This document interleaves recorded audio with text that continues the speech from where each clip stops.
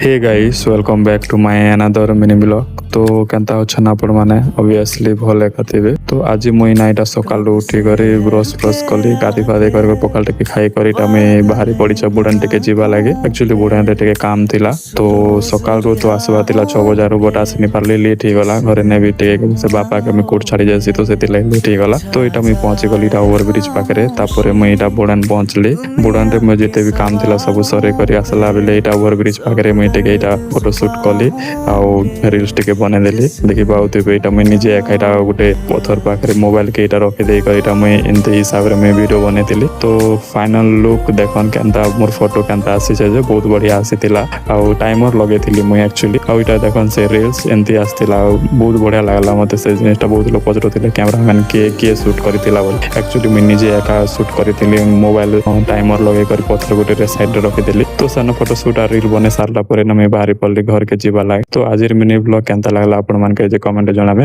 आउ थरे देखा है नेक्स्ट मिनी ब्लॉग रे। तो आज मिनी ब्लॉग के मैं एंड करूछे बाय।